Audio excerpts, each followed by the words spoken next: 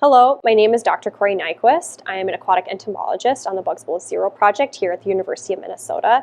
And the following video that you're going to see is a recording of a webinar that we did on aquatic insects, looking at some live aquatic insects collected from streams in the Midwest here. And I'm going to be talking a little bit about what some of these different insects are, some of their roles in the food web, why they're important for fish, and a little bit about their winter adaptation. So hope you enjoy and learn a lot about aquatic insects. Hi, everybody. I think we're getting started now.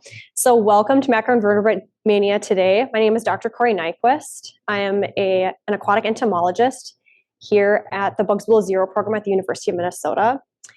And my research interests are in aquatic insects, specifically in cold-adapted aquatic insects, ones that can survive in really cold environments and many times are winter active. So not many people are familiar with the fact that certain insects can be active over the winter time, which is really cool. For my dissertation, I studied a family of aquatic flies called midges. These look kind of like mosquitoes. Some of them can be active over the winter time, and I studied midges here in Minnesota streams, as well as in streams in Iceland.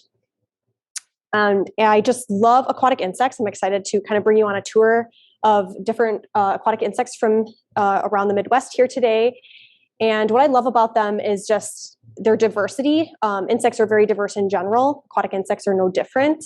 And they play very important roles in stream food webs. They make up everything from predators to herbivores to animals that eat dead things called detritivores. And we'll kind of talk a little bit about that today.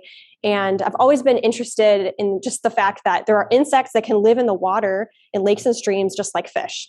So, but just as a reminder before we get going today, I'm going to talk for about 15-20 minutes, and then afterwards we're going to have a Q&A session. So if you have any questions, please feel free to put those in the chat, and we'll get back to those during the Q&A. So here in these different tubs, we have aquatic insects collected from around Stillwater, Minnesota, and some streams in Wisconsin. They were collected just this past week. Some local species that we have around here in the Midwest. And you'll hear me kind of cover a few different terms with these. We have larvae and nymphs, which are both present here in some of my samples. With the larvae, here we have Dobson fly larvae. So larvae are the baby stage or immature stage of aquatic insects that go through complete metamorphosis. So this is the kind of metamorphosis that you see in butterflies, where you have eggs, larvae, pupae, or like the cocoon stage, and then adults. So Dobson flies go through complete metamorphosis, and this is the larval stage. Then we also have nymphs. These are organisms that go through what is called incomplete metamorphosis. And here, for an example, we have a stonefly nymph. And the immature stages of insects that go through incomplete metamorphosis are called nymphs. And this is different from the life cycle that you see in butterflies. There aren't eggs. There are eggs, but there aren't larvae and pupae or the cocoon stage. Instead, there are just these nymphal stages, which kind of look a little bit like immature or like really tiny adults. They have little wing pads, tiny little wings forming, but they will have different body proportions compared to adults, and their wings are obviously non-functional. But they will go through several different molts before they become adults. So that's a nymphal stage. Aquatic insects have several different feeding groups or categories that they are a part of within aquatic stream food webs. And within aquatic stream food webs, we have predators, herbivores, and detritivores, with different groups of insects making up each of these categories. And going over to the Dobson fly larvae again. So these are predators. These are Dobson flies in the order Megaloptera. Sometimes these immature stages of the larvae are called helgramites. And as you can see, they have really large pinchers around their mouths, and they will use that to grasp onto prey and then pierce their prey and feed on them. They will feed on all kinds of different invertebrates, other insects, and are kind of the wolves of the stream.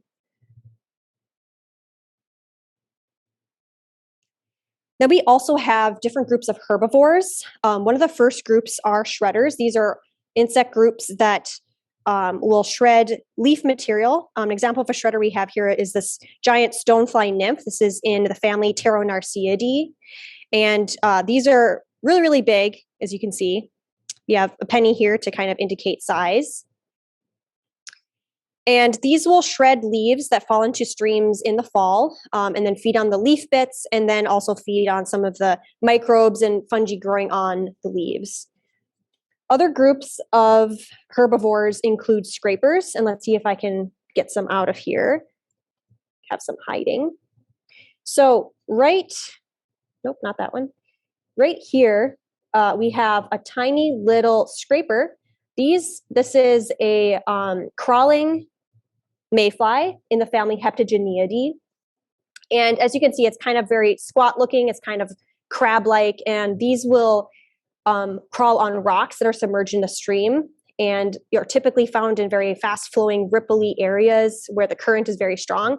So they're very low profile, helps them to cling to the rocks without getting carried away by the current. And they will use their mouth parts to scrape algae growing on the rocks in the streams. We also have groups of invertebrates called detritivores. These are organisms that feed on dead and decaying organic matter. And one detritivore that we have here is this little swimming mayfly. This is in the family Isoconiidae. Oops, just got away. They are very fast and minnow-like, as you can see. And these actually are called collector filterers or collector gatherers because their front legs have tons of spines, kind of like a comb, and they will hold these in front of their face and then face upstream. And so any sort of organic material that's being swept from upstream will get caught in their legs in that kind of mesh that they create with those spines. And then they will just feed off the material that's caught on their legs. So these are collector filters.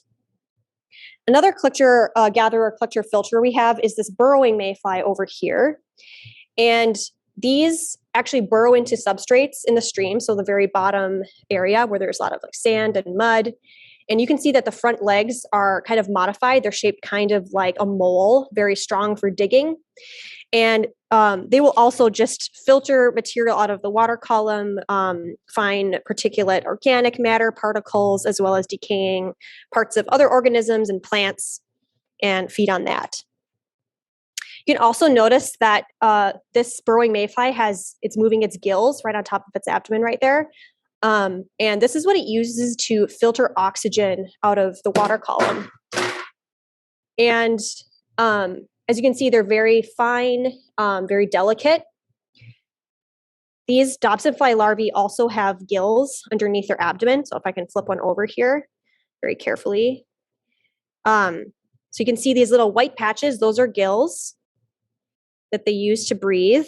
And let's see right here, if you look down on top of this one, you can see that it's moving its gills out and in, back and forth, filtering that oxygen out of the water. So a lot of these organisms require very high oxygen concentrations in streams. And in particular, a lot of stoneflies and mayflies are used as bioindicators of water quality. So because of their sensitivity to low oxygen conditions and different pollutants in the water, their presence can indicate whether a water body is good, has good quality water, and if they're absent, it's an indication that probably there's a lot of pollutants in that stream. So different organizations in the state, such as the MPCA, Minnesota Pollution Control Agency, will use these insects as bioindicators to look at water quality around the state. A lot of these organisms are also really important for food for fish. During the wintertime, not a lot of insects are active, only just a few groups. And so fish are looking for what they can eat over the wintertime. And all of these groups are going to contribute to important food resources for fish, such as trout over the wintertime. And this is something that's really important for trout enthusiasts. So if you're interested in fishing or know of someone who is, it's good to learn a little bit about aquatic insects, because a lot of times fishermen will tie their lures and make their lures look like different aquatic insects that are active and emerging in order to target those insects that are active and be able to catch the most fish. So we talked a little bit about food webs, and now I just want to go into a little bit more detail on winter food webs and how food webs change over different seasons. So as we know, in the fall, the sunlight is starting to get reduced, starts to get colder, and then we have shorter daylight. The days get shorter, and this reduces primary production or production of algae and different plants. So the organisms that will feed on those, such as scrapers, will still be active over the winter time, but they will most likely go into some form of dormancy and rest while there is less of that plant material available for them to eat. But one group that becomes really important over the wintertime are those detritivores or consumers, the collector-gatherers and collector-filterers. These will be eating dead and decaying organic material that's flowing throughout the stream throughout the wintertime and breaking that down. And then, of course, we have predators that are active year-round. And specifically in the fall, we have a huge influx of leaves getting dropped into streams, and this will lead to a lot of leaf material for shredders to feed on. And this will also create leaf packs. And we kind of have a leaf pack in this tub over here. So this, when this falls into streams in the wintertime, it will create these mats that will have dead and decaying leaves, really great for shredders and scrapers to eat. And then also organisms will swim into these and hide in these leaf packs and overwinter in a lot of them. And even as you can see here, a lot of the insects are kind of loving to just swim back into this little leaf pack we have right here and take shelter in there. So with that, I think now we'll go into the Q&A. If you have any questions, we'll kind of wait for those to come in if you have any. One question that I get a lot is, what do we still not know about aquatic insects? And there are a lot of things we still don't really know. There are a lot of species that are still undescribed. So that's really exciting. If you're studying these, you might be able to put a name to a new species, which is really cool. We also don't really know a lot about their biology. A lot of these insects, if they go through complete metamorphosis, they have that cocoon or pupal stage. And a lot of times we don't know where they actually have that stage. Is it in the water? Is it underneath the soil at the bottom of the stream, in that bottom stream area, or is it in the stream banks? So there's like a lot of unanswered questions just about the basic life history of some of these insects.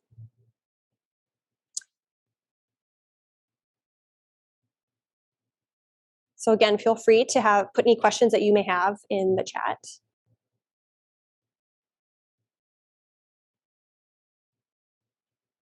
One question I get a lot with my work as well, since I study cold adapted insects, is how cold how cold can temperatures get before these insects die, or like what temperatures are they adapted to?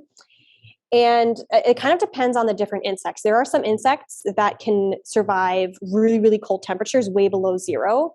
And they do this by doing something called supercooling. And this involves the production of different compounds or proteins in their body fluids that help, basically they act like antifreeze, and they lower the freezing point of the body fluids below the point of ice formation. There are also different compounds that different insects can produce called ice nucleating agents. And this is just a really fancy word for different proteins and compounds that are involved in controlling where ice forms in the insect body so that it doesn't damage tissues. So this is all something I'm sure a lot of us wish we had over the winter time in helping us to be able to deal with the cold a little bit better. But that's something that these insects have in order to deal with the cold and be active. We have a question in the chat. So from Mrs. Paulson's class in Maple Lake, are there any pollinator species that you have an example of? Thank you so much for that question from Mrs. Paulson's class from Maple Lake. The question was, do we have here any pollinator sample or pollinator examples?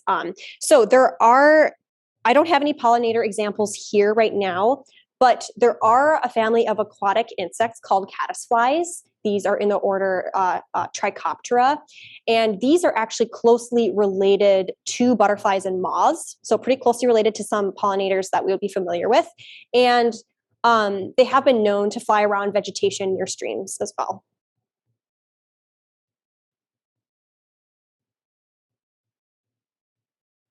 Just wait a little bit for more questions if you have any.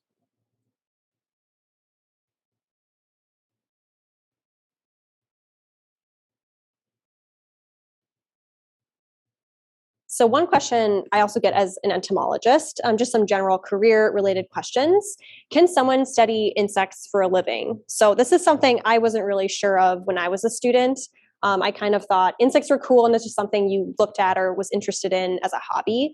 But you actually can take very detailed courses in college on insect biology, and there is even a whole field of entomology. You can get your degree in entomology, as I have done, and this is the field of insect science, and it spans everything from pest management to aquatic insects, like what I study. And there are very different fields you can go into with this. You can study insects in an agricultural kind of setting with crop pests, like pests of corn, in a forestry setting, pests of different tree species. And for me, I study it more in a conservation kind of context where I'm looking at how insects are used in terms of looking at water quality as well as maintaining ecosystems and diets for other organisms like fish and things like that. Can you talk about how these guys are predators? Like the process, like they. Yeah. So these dobson fly larvae will grab their prey. So they have these mouth parts. If I pick one, he'll probably like be a little bit mad. So you can see they have these like pinching mouth parts. They actually tend to be longer than this and very pointed, but we have kind of clipped the ends just for safety for handling these. These are going to be used for some of our outreach events, and we don't want people to get poked necessarily, but they can still feed even without those pointy ends, but they usually have much larger pinchers at the end of their mouth. They will grab onto prey and then use their pinchers kind of, they'll take each side of their pinchers and then kind of like poke the insect with it, hold it in place, and then start feeding on it. So yeah, but these are very voracious predators. And we have another question in the chat. So from Mrs. Paulson's class in Maple Lake, student named Adam asked, are there some different ranges for cold tolerance for some of these insects? Thanks, Adam, from Maple Lake, Mrs. Paulson's class, for your question. The question was, are there different ranges of cold tolerance for some of these insects? Yes, there are. Different species and different groups of insects have different ranges. So for example, the insects that I studied with chironomids, there's the most cold adapted winter group can withstand temperatures down to like negative 20 degrees Celsius, which is really cold. It's 0 degrees Celsius. It's freezing in the Celsius scale. And other groups might be a little bit higher than that. So there are some insects that can only survive around freezing, maybe a little bit lower, while others can survive even lower than that. And interestingly, there are also groups of aquatic insects that are alive in Antarctica. So this is and these are part of the different species of midges, and they are actually the most southern polar insect in the globe. Thank you so much for watching this webinar on macroinvertebrates. I hope you really enjoy learning about aquatic insects as well as careers in entomology, what entomologists do, and different opportunities that you can participate in. If you have any further questions or want to learn more, you can follow up with us on bugsbelowzero.com.